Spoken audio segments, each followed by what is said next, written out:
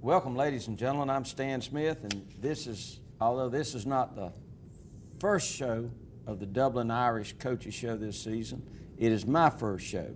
The season has begun, and I welcome you here to Channel 35 and the Dublin Fighting Irish Coaches Show. We have some special guests this morning, but Coach Roger Holmes is here with us, of course, and we're going to meet the guests. We're going to talk about this past Friday night's game with the Tatnall County Warriors, and then we're going to talk about the upcoming game with veterans. So, Coach, here we go again, 14 years with me and you. 15. 15 years, that's exactly right. We finished 14, but finished 14. Welcome aboard this morning, Stan. For our folks now, we've changed our timing and stuff, and we had to get it worked out with Mr. Stan's schedule so we could get him in here. And show's not the same without you, so we're glad you're back, and I'm sure our fans that have been watching the show are glad you're back. But I'm glad to be back.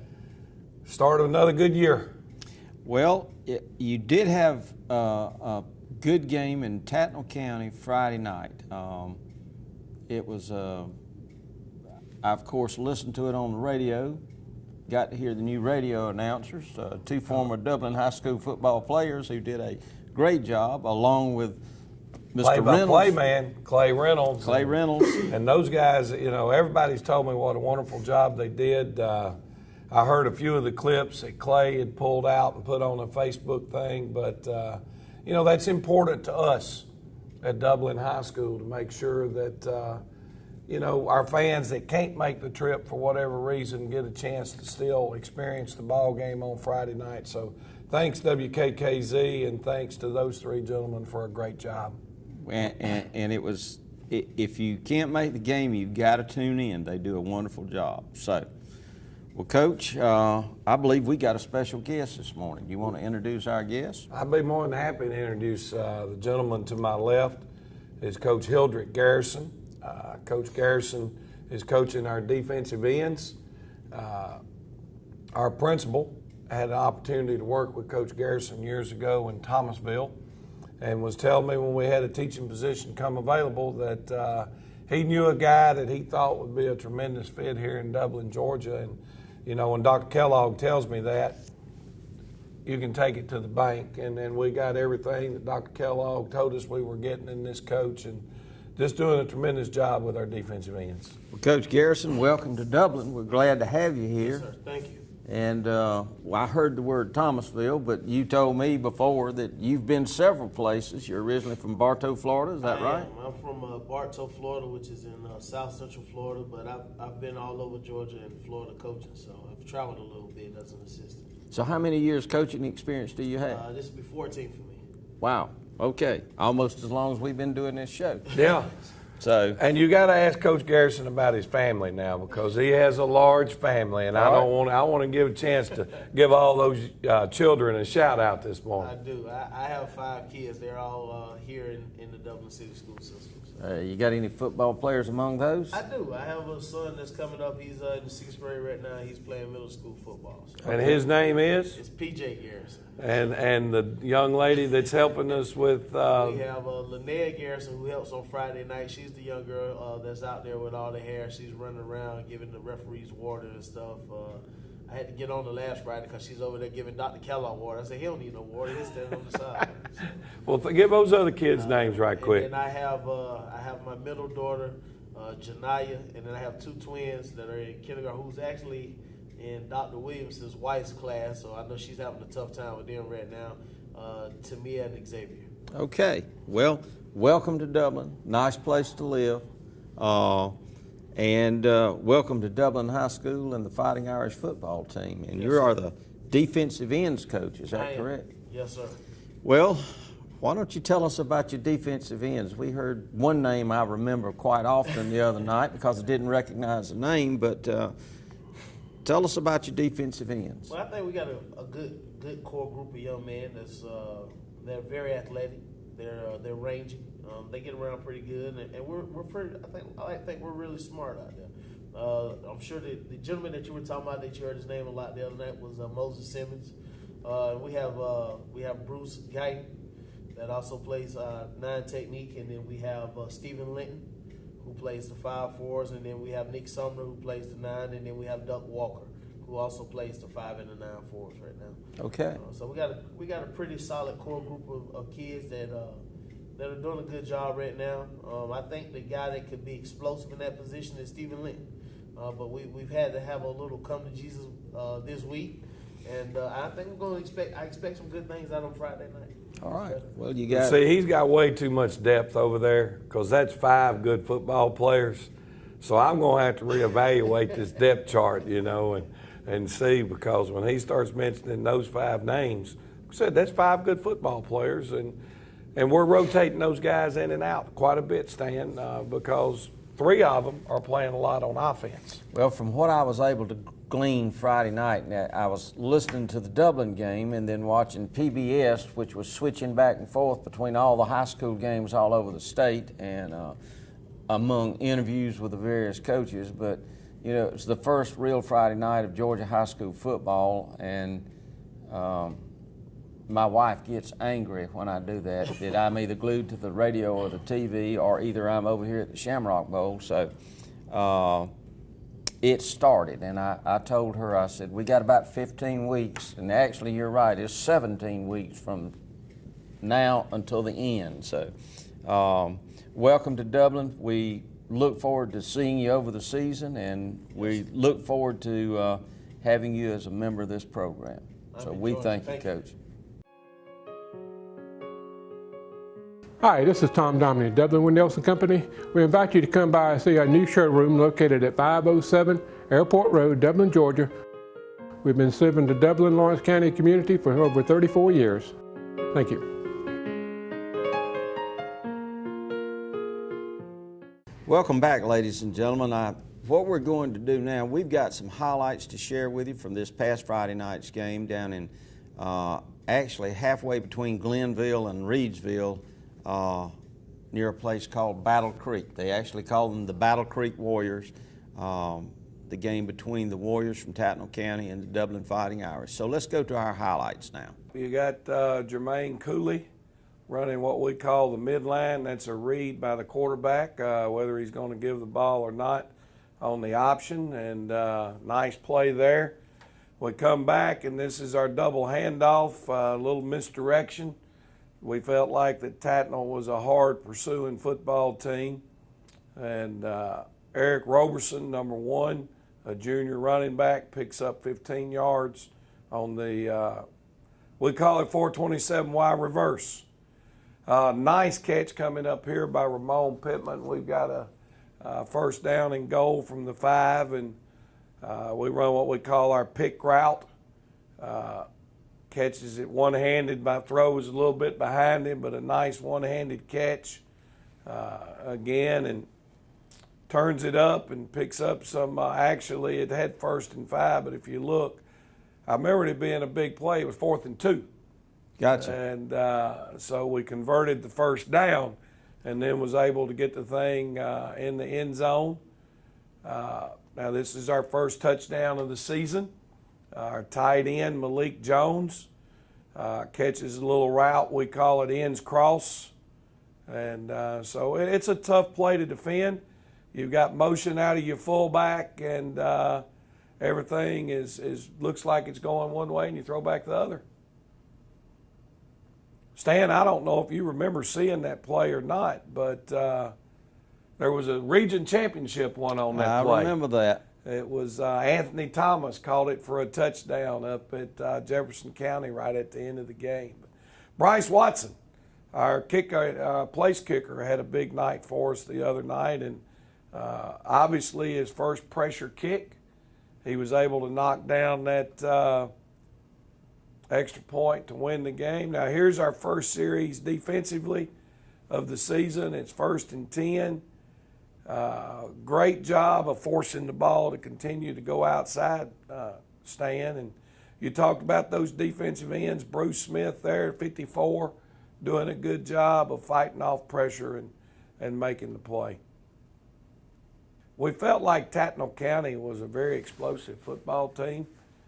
Quarterback, our kids talk like he was a lot like, or some of our former players, like the Edie kid that used to be the quarterback over at Swainsboro.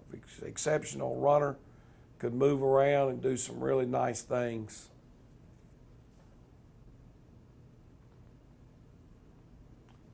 That's 27, Stephen Linton, we talked about at defensive end. But the thing I like about this play, Stan, is look at the number of yellow helmets that are around that football. We're back on offense, moving the ball pretty good. There's a staple play in the wing T offense, the buck sweep, with the two pulling guards out in front, and very nice job. And in this series, we were moving the football, and then all of a sudden we had 2 or 3 penalties in a row. Another misdirection play with sophomore Tyler Strickland running. We call it split end around. It's a little reverse play that helps us obviously slow defenses down and try to slow the pursuit angles down that those guys are taking.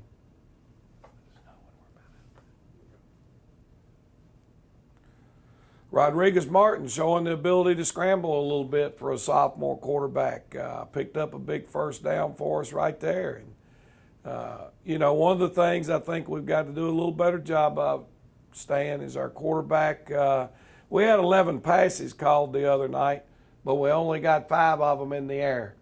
And that's a little bit has to do with inexperience and not wanting to make a mistake.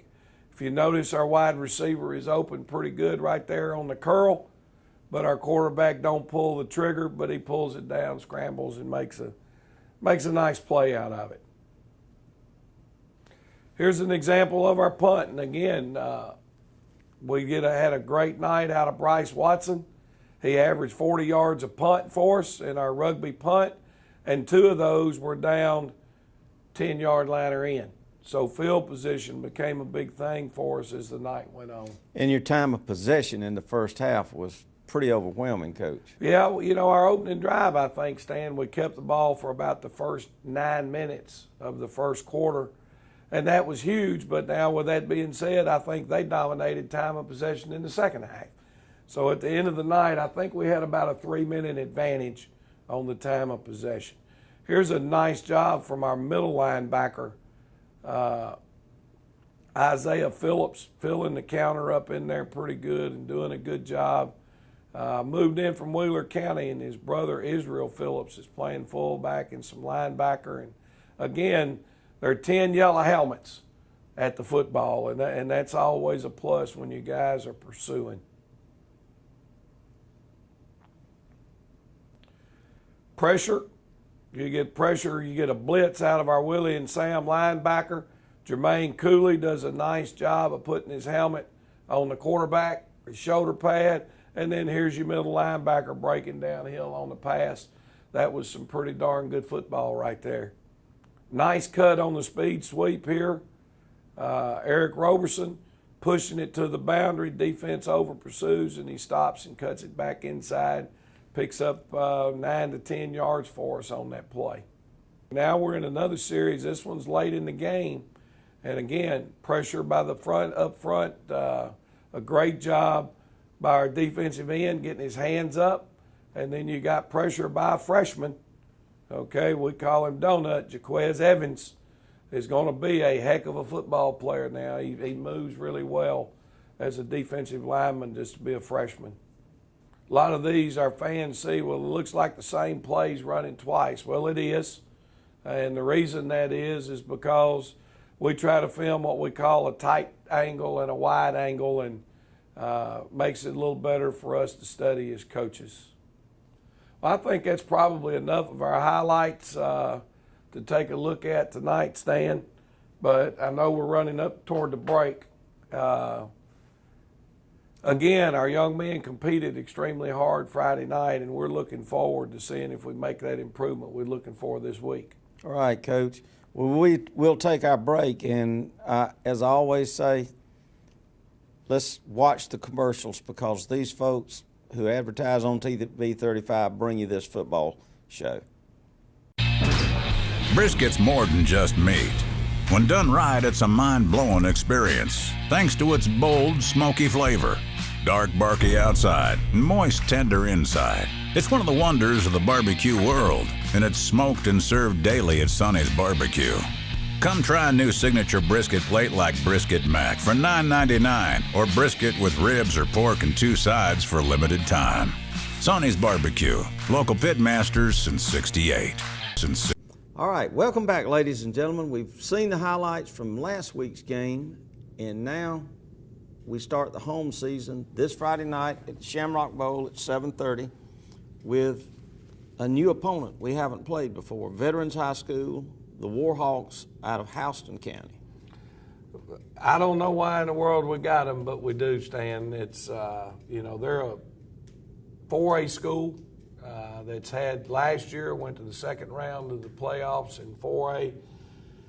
They called needing a game, and we needed one, and so I felt like it was probably a good thing for our young men early in the season. Last week we played a AAA school in Tatnall. This week we're playing a 4A school in Veterans.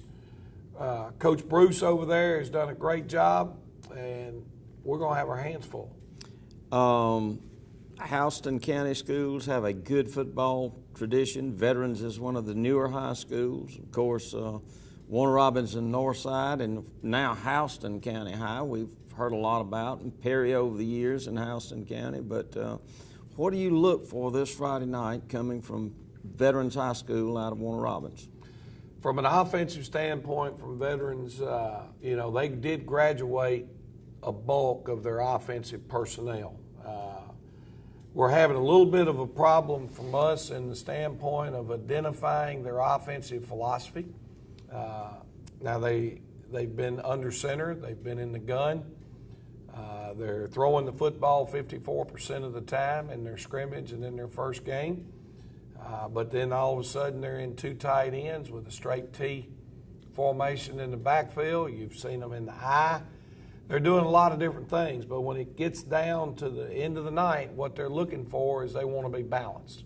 They want to throw the football as much as they run it and try to keep you off guard. Now, they're playing some younger kids. I see a few sophomores' names on the list, and their offensive personnel, several juniors. They're skilled kids. They're running backs, wide receivers, tight end, seniors. And I do not remember the young man's name, but number 17, about a 6'3", 220-pound tight end, is a go-to target. And they're going to take about 3 shots a time or a game going deep to one of their wide receivers. So it'll take a complete effort from us on the defensive side to maintain that balance.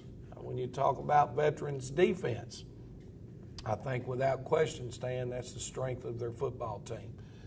They returned 7 starters off of that 4A second-round playoff team.